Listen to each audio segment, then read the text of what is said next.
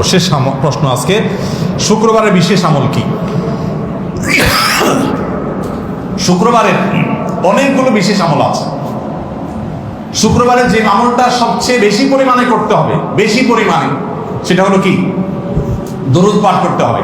নবী করিম সাল্লাল্লাহু আলাইহি ওয়াসাল্লাম বলেছেন, আকসিরু আলাইয়া মিনাস সালাতি মিন ইয়াউমিল জুমআতি ওয়া লাইলাতিল জুমআহ, তোমরা আমার প্রতি দরুদ প্রেরণ করো জুমার রাতে এবং জুমার দিনে, অর্থাৎ বৃহস্পতিবার দিবাগত রাতে এবং শুক্রবার সারাদিন বেশি বেশি কি করতে হবে? দরুদ পাঠ করতে হবে। কারণ ফাইন্না সালাতাকুম মারুদাতুন আলাই, তোমরা যে দরুদ পড়ো এটা আমার কাছে পেশ করা হয়। এজন্য ভাইরা বেশি বেশি শুক্রবারে দরুদ পাঠ করো। এটা হলো শুক্রবারের সবচাইতে গুরুত্বপূর্ণ আমল বলতে পারি। জুমার নামাজের পরে সবচেয়ে গুরুত্বপূর্ণ আমল হলো বেশি বেশি কি করা? দরুদ পাঠ করা। দরুদ পাঠের সবচেয়ে শ্রেষ্ঠ সিজন হলো বৃহস্পতিবার রাত থেকে নিয়ে শুক্রবার সন্ধ্যার আগ পর্যন্ত। শুক্রবার আরো বিশেষ আমল সূরা কাহফ তেলাওয়াত করা, এবং একটা সময় দোয়া কবুল হয়। আসরের পরে অনেক ওলামা ইকরাম বলেছেন এটা আল্লাহর কাছে দোয়া করা। শুক্রবারের একটা বিশেষ আমল আছে। আমলের জগতে সবচেয়ে বেশি ফজিলতপূর্ণ আমল এটা। এত বেশি ফজিলতপূর্ণ আমল আমলের জগতে আর নাই, কোরআন হাদিসে আরেকটা পাওয়া যায় না। সেটা কি?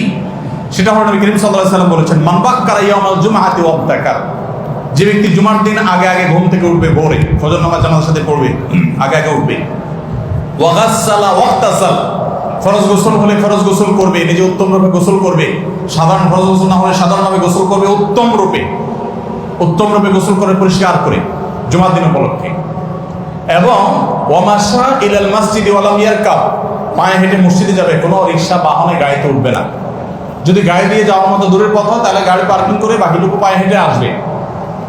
এবং 4 নম্বর কাজ, ওয়াদানা মিনাল ইমামি ওয়া লাম ইয়ালগু, ইমামের খুব কাছাকাছি গিয়ে বলবে, অহেতুক কোনো কথা কোনো কাজ করবে না, চুপচাপ থাকবে, খুতবা শ্রবণ করবে।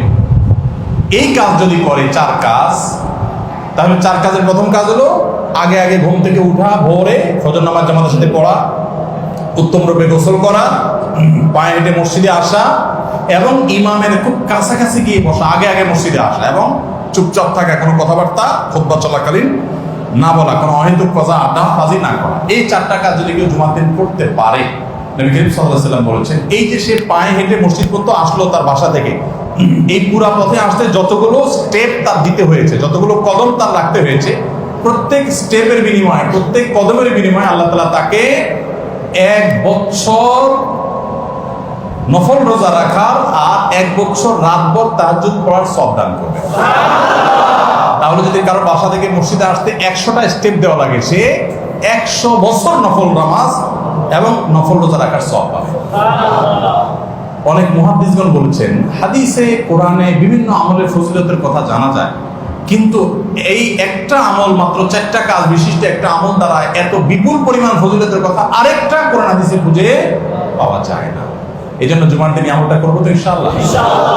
মা বোনরা যারা এই আমলটা করতে পারছেন না, তারাও এই সওয়াব পাইতে পারেন। কিভাবে? বাসার পুরুষদেরকে উদ্বুদ্ধ করে পাঠিয়ে দিবেন, আপনি সওয়াব পেয়ে যাবেন। অন্য মানুষদেরকে জানার জন্য এই বিষয়ে আলোচনা শেয়ার করে দিবেন, মানুষের মধ্যে জানাজানি ব্যবস্থা করবেন, আল্লাহ আপনাকে সওয়াব দান করবেন।